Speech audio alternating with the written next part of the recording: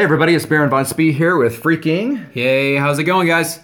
We've got some coverage here of what's going on with a new mode. It's 2v2 touchdown mode in Clash Royale. As you can see on the screen here, we've got some gameplay. We're in the final moments. This is the final match here. Despacito versus soccer over football, which of course is technically incorrect because football is better than soccer. But anyway, we have coverage here of the final round battle. This was a best of 5 tournament. Looks like 2-1 for the Hispanic team, Mexico and Spain over the Brazilians. But we're going to talk about some notes as you guys watch some of the gameplay in the background. We want to talk about what's going on with this mode, just some thoughts from Freak and I on what we think are op cards or cards that may not be good, strategies, what have you. We've watched a lot of the battles here, and so we've got some thoughts on that and wanted to share them with you. So with that in mind, Freak, open us up. What do you see here with this new mode? Yeah, the thing that you have to remember is that this is a completely different mode. This is something even more dramatic than when 2v2 came out. Because when 2v2 came out, we found out that cards like Baby Dragon, stuff like that, all of a sudden became viable cards again because of how different the gameplay is. This is the same, if not a whole lot more. Because a lot of these cards that we're seeing either have not been used because they have not had a purpose really on ladder or 2v2, or cards like Hog, they're not even in this. They're just completely out of it, and that's right. Just a decision that the developers made regarding Hog because it just goes straight for the touchdown.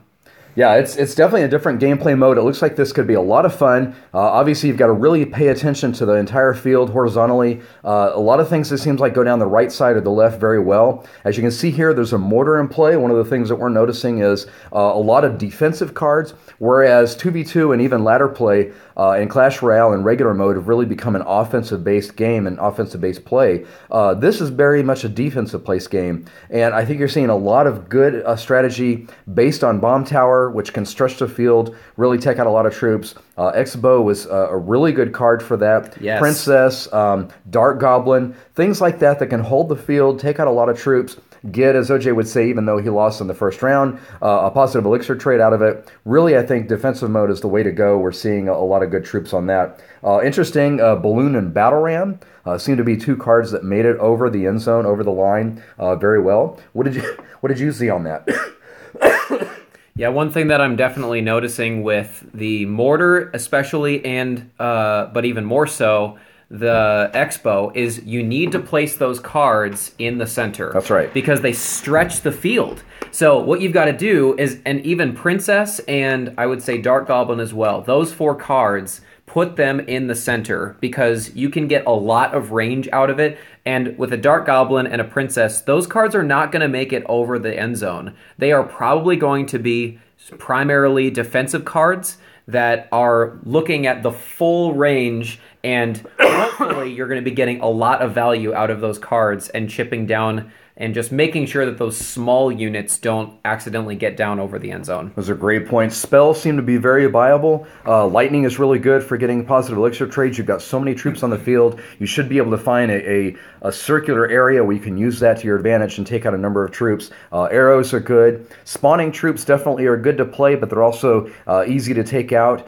So things like arrows are really good. Zap is still good.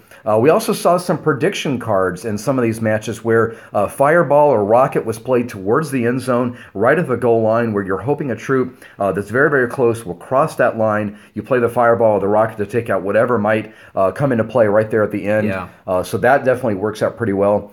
Let's talk about draft strategy for a minute. It seems to me like, and tell me your thoughts on this, Freak. It seems to me like a balanced deck is still important, where you want to have a tower, a defensive card of some sort. You want to have some splash damage. You want to have a variety of troops. What do you see on that? Yeah, you definitely want to have a building. You want to have a spawner. As you see at the very top, what they're doing with those 2 different spawners is they're stretching the field, making sure that they have to cover a wide range. And look at the way that the defense is doing with those 3 princesses, 1 left, 1 center, 1 right. You see now the graveyard's going down. We'll come back to the graveyard too. But you have to stretch the field. and to make sure that you have some sort of building to be able to aggro those troops that are going to go straight for the end zone if you don't have something to stop them, like Giant, like Golem, like Balloon, like Lava Hound. Those cards, those are the ones that people are going to try to set up and then push behind and get them all the way across the end zone. Yeah, the other thing, too, is you need to keep in mind Golemites, when the Golem breaks apart, and those pups as well, and the Lava Hound is done. Typically you're wanting to make sure you've got troops between those troops and your tower to protect the tower. Pups are coming down. You play that knight right in front of the tower, absorb a lot of the damage. Well, now you've got to think directionally, because if you've got them coming towards the goal line, you want to defer them up. And so placing troops, for example, the pups, if you place that knight on the other side, instead of the side you would place it, between the tower and the pups, place it on the other side of the pups and make them go the other direction away from the goal line. That directional placement is going to be very important as well. Yes, think about it like kiting, just like you would with the That's right. Ice Golem.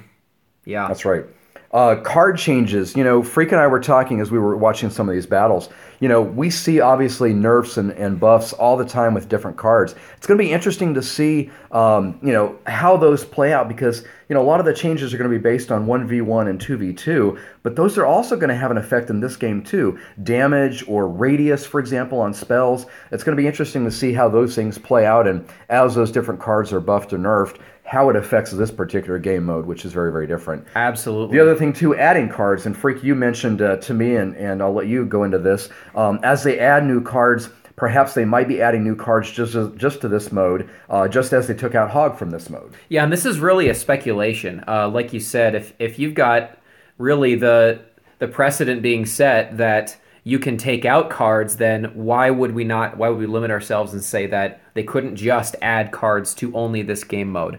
And so here you see, just going back to the gameplay that's in the background, you've got 30 seconds left in 2-2, and this is best out of 5, so this is the last match. It really gets down to the wire, and a lot of these games are going to be decided 1 point to 0. You have to think so defensively. If you can score early, then you are probably going to win, and it's looking like Red, they're gonna take it. If I was gonna make a prediction here, well, 3 seconds left, and this is over. So there you see the celebration, and there's the confetti. So that's great. Yeah. Any other thoughts that you have while we're kind of wrapping this up? It seems like you need to get that one victory and be ahead, because this is not the kind of game mode where you're going to be able to come back very often. We saw a lot of these battles where you had somebody get a victory early, and really there were only maybe 15, 30 seconds for the other team to try and tie that up at 1-1. That's not really enough time to get troops down to the end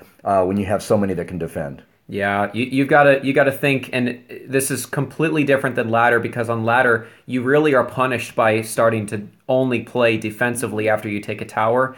It doesn't seem like that's true in this game mode. It seems like if you get a point, if you get one touchdown, you can get up, and then you can pretty much just sit back and make sure that the entire width of the goal line is being defended with troops, like we said, Expo, with your Princess, with your Dark Goblin, those kinds of things, and keep your spawners going, keep pressure on, but you can really focus on defense, and that's going to take you to a lot of victories. It seems like shooters were good. Princess, we saw Princess was good. Dark Goblin at the back, good. Musketeer was really good at taking out troops, can play the whole range of the field, especially when you put them in the center, as Freak talked about earlier. But 3 Musketeers, talk about this for a minute. 3. Seemed like a bad troop, because it's easy to fireball, it's easy to poison it or rocket that troop. They're not going to split at the back. You always want to split those troops. Barbs might see the same problem. They're not splittable troops. Same thing with perhaps archers. Talk about that for just a minute. Yeah, and you've got to think, too, that some of those things are exactly the same as 2v2, that those 3 muskets, they are just a target waiting to happen, and a positive elixir trade that will not go well in your favor. That's right. If you play that. So because this is draft style, give the other team 3 muskets. Absolutely. I think that's going to be a huge play for you, because I see a lot of lightning, a lot of rocket, and take advantage of that 3+ trade that you could definitely get off of that card. I agree. Hey, let's close out one thing. New emotes. They mentioned new emotes in the game. Something about join my clan. What was the other one they mentioned? Yeah, just kind of general comments about the game. They mentioned it closer to the top of the stream, and so if you go back and listen, it escapes me, but they did say that it's around like 20 or 30 emotes, and so that's quite the change. That could be an introduction into regular gameplay. We could test them out here, see what works, and they could be introducing those as well. So definitely check those out. Well, hey everybody, we just wanted to give you our thoughts on the touchdown tournament and the new 2v2 touchdown mode that Clash Royale is bringing out. Obviously, we hope that it works out well. We love the game. If you're watching this, hopefully you'll enjoy the game as much as we do, Clash Royale. But hopefully this continues to make the game a fun game. This may be a good alternative when you're getting tired of ladder or even 2v2, a good alternative to play. So hopefully it keeps the game going. Everybody's having a good time with it. So any final notes? You know, just keep calm. Clash on. Absolutely. Hey, God bless everybody. Hit the subscribe button for us. We just celebrated. I know it's so small in the grand scheme of things when you're talking about YouTubers with 3 and 4 million subscribers, but we just hit 100 subscribers. We really would like to push out more videos. We've got more video content on the way, so hit the subscribe button if you haven't done that already. We would appreciate it. Hey, Lord bless you and keep you. If you're not a part of Christian Clash, we would love to have you in our clan. Take care.